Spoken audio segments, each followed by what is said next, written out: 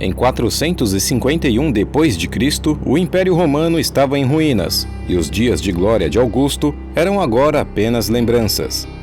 Roma não era mais o centro do governo, e o império estava dividido em dois. Enquanto a parte oriental era rica e estava sendo bem conduzida, o lado ocidental estava sendo devastado pelas tribos bárbaras. A dura constatação era de que Roma já não era mais um império, e já não tinha mais o controle de suas fronteiras. De Ravenna, norte da Itália, Valentiniano III governava os restos do Império Ocidental e almejava o comando da Espanha, Gália e o controle total da Itália, países que estavam sendo governados por líderes locais e bárbaros. O general e conselheiro-chefe de Valentiniano, Flávio Aécio, era metade bárbaro, e ele era um comandante muito competente, além de ser um político importante. Sua mãe era italiana, mas ele cresceu com os visigodos e viveu com os hunos durante 1 ano. Nesse tempo com os hunos, ele esteve em vários acampamentos, além de ter aprendido a cavalgar com eles. Flávio Aécio também era conhecido pelo seu apelido, o último dos romanos, isso por conta de seu destemor e bravura no campo de batalha, pois durante 30 anos ele foi bem ativo na fronteira noroeste de Roma, em uma série de combates para evitar que os francos e os godos invadissem a desprotegida, porém abastada região central da Itália e Espanha. O Império Ocidental era um alvo tentador para as tribos bárbaras. Em 451 d.C., um líder bárbaro se destacava de todos os outros. Ele era Átila, o Huno, também conhecido pelo seu apelido Flagelo de Deus. Os hunos eram cavaleiros originários das estepes asiáticas, e eles eram temidos por todos, e com razão. Em um ataque surpresa ao Império Oriental, eles deixaram para trás um rastro de destruição. São Jerônimo escreveu: eles cobriam a terra de sangue e medo, e não respeitavam credo, hierarquia, mulheres, velhos ou crianças. 1 ano antes, em 450, Átila saiu em busca de um novo alvo. Ele recebia do Império Oriental cerca de 950 quilos de ouro por ano, para ficar longe. Porém, os hunos não podiam viver somente de saques, e sua existência dependia de deslocamentos constantes. Era preciso encontrar novas fontes de saque e sustento, e Átila voltou a sua atenção para o Ocidente, que era governada por tribos rivais, e grande parte da Gália era controlada por Teodorico I, o visigodo. Genserico, o rei dos vândalos, controlava a África. Os dois se odiavam, e tudo piorou quando o filho de Genserico, casado com a filha de Teodorico, arrancou o nariz e as orelhas dela numa discussão. Genserico queria aniquilar o seu rival, e ele encorajou Átila a invadir a Gália e subjugar Teodorico. E essa era a oportunidade que Átila tanto esperava. Seria muito fácil saqueá-los, e a chance de ser morto numa invasão como essa eram mínimas. O general romano Aécio viu nisso um perigo iminente, e ele conhecia como os hunos pensavam, por ter convivido com eles, e até mesmo tinha uma boa relação com Átila, mas ele sabia que se caso Átila conquistasse a Gália, ele não iria parar até devastar toda a Itália e destruir de vez o Império Ocidental. Aécio sabia que teria que juntar forças com Teodorico para salvar o Oeste, porque sozinhos eles jamais conseguiriam parar o bárbaro e sua horda de guerreiros. Teodorico não era amigo dos romanos e relutou em aceitar lutar ao lado deles. Para Átila, a oportunidade de invadir o Oeste desunido era irresistível. E no ano de 451, ele cruzou o Reno, com um exército gigantesco de homens, segundo historiadores da época. Os hunos atravessaram a Europa, incendiando cidade por cidade. Enquanto isso, o general romano caminhava para a cidade de Orleans com seu novo aliado Teodorico.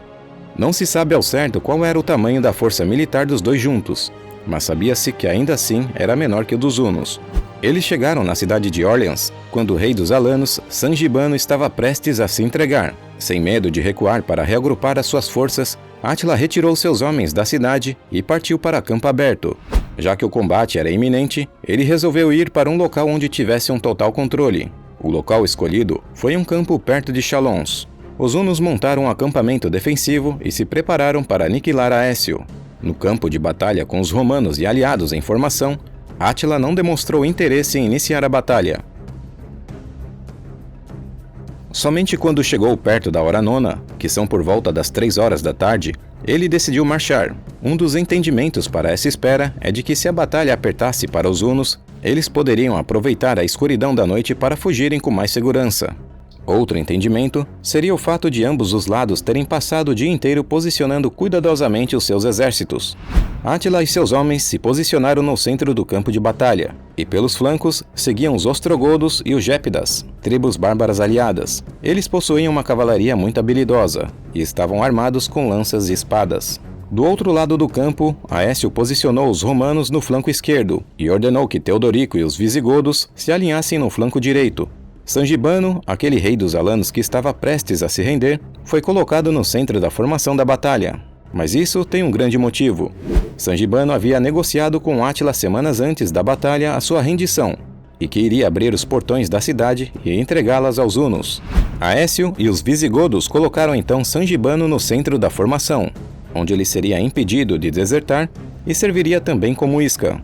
Desse modo, os alanos iriam suportar o peso principal do ataque dos hunos, enquanto os visigodos buscariam uma oportunidade de atacar Átila e sua cavalaria pelas laterais. Não foi surpresa quando Átila demonstrou que atacaria o ponto mais fraco da linha. O plano de Aécio estava dando certo, e era cruel. Ele estava pronto para arriscar a vida de Sangibano e seus homens em nome do Império Ocidental. Átila, com sua cavalaria pesada, fizeram uma formação de cunha, e investiram contra a parte central da formação atirando inúmeros projéteis.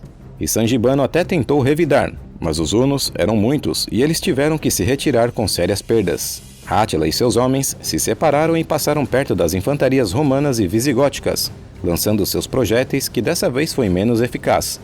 Mas eles não esperavam que a segunda linha, onde estavam os arqueiros, iriam revidar, causando perda significativa nos cavaleiros hunos.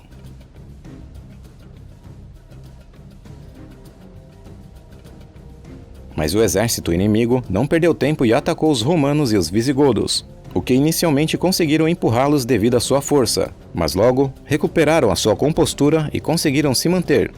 E sem perder tempo, os arqueiros disparavam contra os aliados dos hunos. Átila e seus cavaleiros se reorganizaram novamente, e novamente tentaram entrar no espaço onde os alanos estavam anteriormente. Isso era um problema, pois ameaçava a parede de escudo dos visigodos, pois eles podiam ser atacados pelas laterais e pela retaguarda. Nisso, Teodorico, o rei dos visigodos, foi morto enquanto tentava encorajar seus homens. Mas Aécio conseguiu juntar alguns alanos novamente e foram atacar as tropas de Átila. Sentindo que a vitória estava próxima, as últimas unidades que combatiam junto aos hunos avançaram. Torrismundo, filho de Teodorico, soube da morte de seu pai e foi ajudar na batalha. Furioso, ele apareceu destruindo todo o flanco esquerdo dos hunos. Átila, vendo que sua cavalaria estava ficando abalada e não estava tendo progresso contra os romanos, ordenou uma retirada para o acampamento. O ataque romano-gótico aparentemente passou perto do acampamento huno em sua perseguição. Ao cair da noite, Torrismundo, filho do rei Teodorico, retornando para as linhas amigas, entrou por engano no acampamento de Átila. Lá ele foi ferido no meio da confusão, mas seus amigos conseguiram resgatá-lo.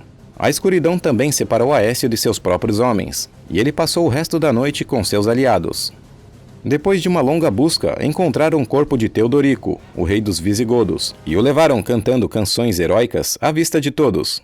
Como ele havia morrido, seu filho Torrismundo seria o sucessor do trono. Sabendo que Átila estava com poucas provisões, os visigodos começaram a sitiar o seu acampamento. Nesta situação desesperadora, Átila permaneceu inflexível e preparou uma pira funerária feita de sela de cavalo, de modo que, se o inimigo atacasse, ele estava determinado a lançar-se nas chamas, para que ninguém tivesse a alegria de feri-lo. Aécio temia que, se os hunos fossem completamente destruídos, os visigodos romperiam a sua lealdade ao Império Romano e se tornariam uma ameaça ainda mais grave. Sendo assim, Aécio convenceu Torrismundo a voltar para casa rapidamente e garantir o trono para si, antes que seus irmãos o fizessem. Caso contrário, ocorreria uma guerra civil entre os visigodos. Torrismundo retornou rapidamente e tornou-se rei sem qualquer resistência. Átila, por sua vez, se retirou. Porém, no ano de 452, ele voltou a atacar Roma. Desta vez, ele fez um saque a Aquileia, em Milão. Porém, o Papa Leão I, juntamente com sua delegação, foram conversar com Átila para dissuadi-lo de atacar as cidades romanas. E funcionou. O religioso Idácio de Chaves, contemporâneo destes eventos, relata-os em sua crônica Minora, dizendo que os hunos que vinham saqueando a Itália e que também haviam invadido um número de cidades foram vítima das punições divinas, sendo visitados com desastres enviados pelo céu, fome e algum tipo de doença. Além disso, eles foram abatidos por auxiliares enviados pelo imperador Marciano e liderados por Aécio, e ao mesmo tempo foram esmagados em casa. Assim, massacrados, fizeram as pazes com os romanos, e todos voltaram para suas casas. No ano de 453, o rei Uno morreu inesperadamente. O relato mais antigo deste evento é atribuído a Prisco, segundo o qual Átila sofreu um sangramento nasal severo e sufocou até a morte. A sua morte teria ocorrido durante a noite de núpcias e só teria sido descoberta pela manhã, quando os guardas adentraram em seu quarto para despertá-lo e foram surpreendidos com sua noiva chorando sobre o seu corpo. Sem seu temido líder, o Império Uno desabou. Torismundo, o rei dos visigodos, foi assassinado por seu irmão logo depois. E quanto a Aécio, seu fim também foi triste. O imperador Valentiniano III, ao se sentir intimidado por uma suposta pretensão ao trono por parte de Aécio, ordenou a sua morte. O último dos romanos morreu, e pelas mãos do próprio imperador. E finalmente, após 20 anos destes eventos, o Império Romano Ocidental deixa de existir.